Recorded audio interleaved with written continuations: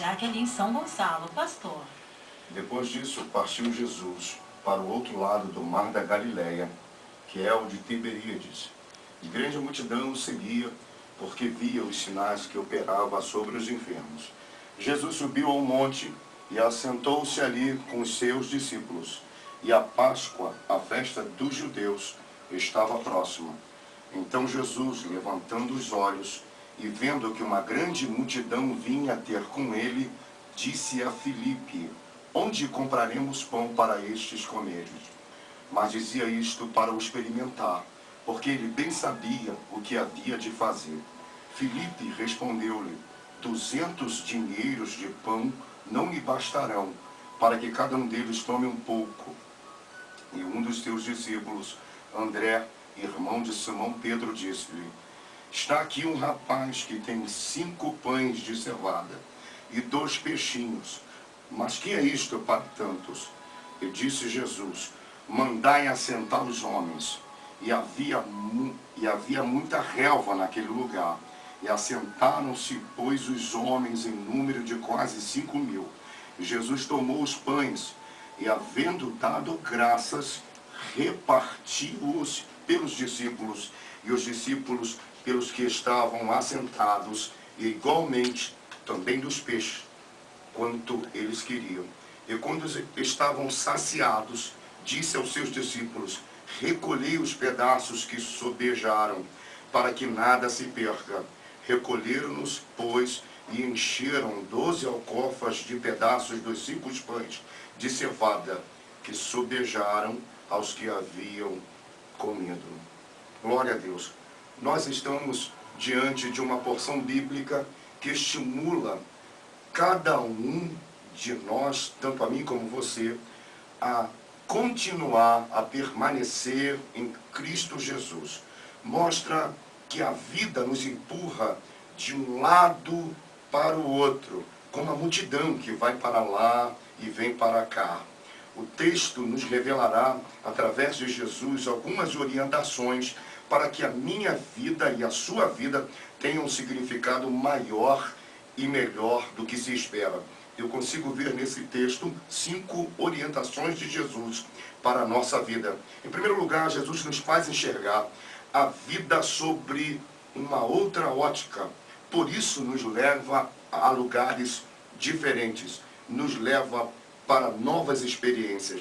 Os versos de número 1 e 2 nos informam que Jesus parte para o outro lado do mar e que a grande multidão apenas via os sinais operados em enfermos.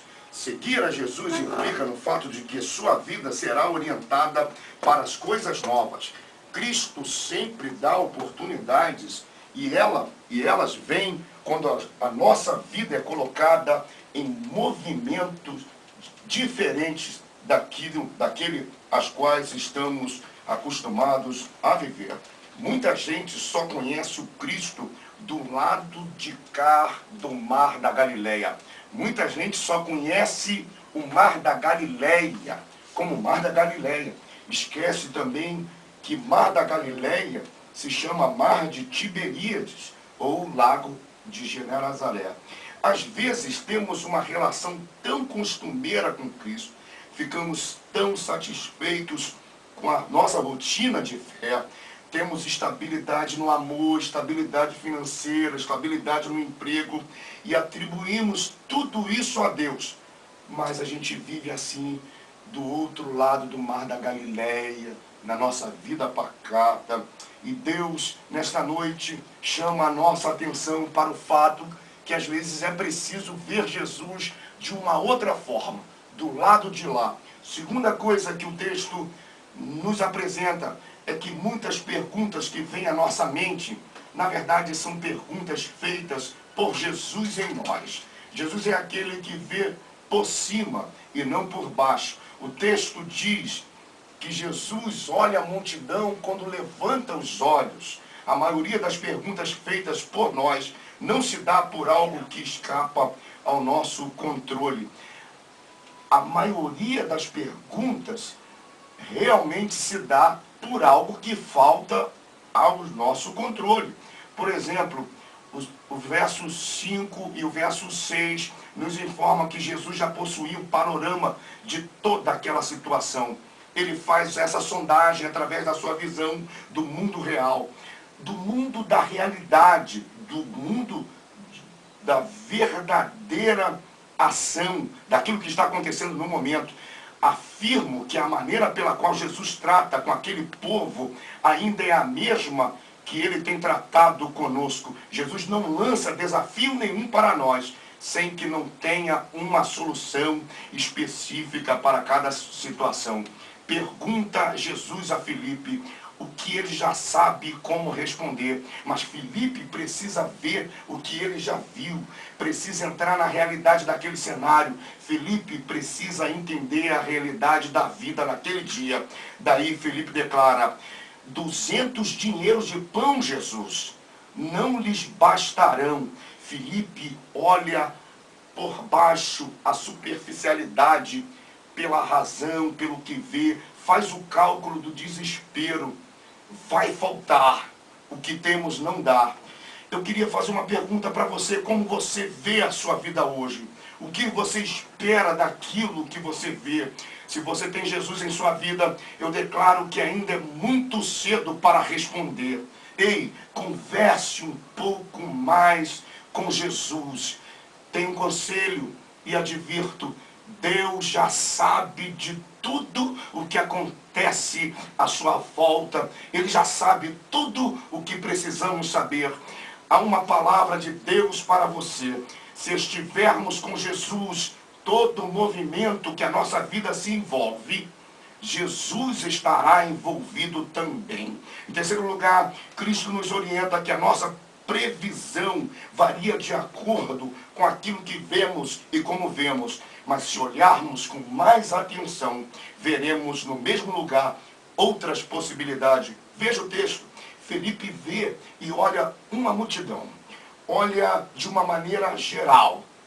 Passa o olho. André olha na multidão, faz um olhar analítico, minucioso, vê vários rapazes, mas um lhe chama a atenção. O verso 9 diz que um rapaz tem 5 pães de cevada e 2 peixinhos. Mas que é isso para tanto? Quando Cristo está no envolvimento da nossa vida, é preciso parar um pouco mais e analisar a situação sobre vários aspectos. Com Cristo, nós não estamos livres de problemas, mas se olharmos um pouco mais, é possível vermos no meio dos problemas a solução, e o que falta, Cristo sabe como completar. O encontrado precisa ser entregue nas mãos de Jesus. Em quarto lugar, Cristo nos orienta que diante do desespero, do tumulto, do alvoroço, se quisermos a presença de Jesus agindo através de nós, precisamos nos aquietar. Para Jesus não importa como a sua vida está, como tudo está embaraçado, como você chegou a esse estado. Ele diz: aquietai-vos. Deixe agora tudo comigo, daqui em diante eu assumo. Olha que diz o versículo 10, mandai assentar os homens. E havia muita relva naquele lugar. Assentaram-se, pois, os homens, em número de quase 5.000. Neste sentido, Jesus entra com parceria em nossa vida. Faça o que eu peço, porque o que eu peço a você está ao seu alcance. O lugar onde Jesus está sempre é estratégico para a realização do grande milagre que você precisa. Jesus tem um lugar todo especial de descanso para mim e para você. Sentem-se na relva e não no solo duro. Estejam confortados, sejam consolados. Deus vai agir. Em último lugar, Cristo nos orienta que em meio aos problemas da vida precisamos dar graças a Deus. Em desgraça, ofereçamos a Deus graça. Quando oferecemos em desgraça, graças a Deus, recebemos de Deus a sua graça. A graça de Deus é salvação, é solução, é realização. O grande milagre que você espera nasce de um coração que sabe dar graças a Deus. Um pouco de graças a Deus se transforma em vários milagres. em vários pães, em vários peixes.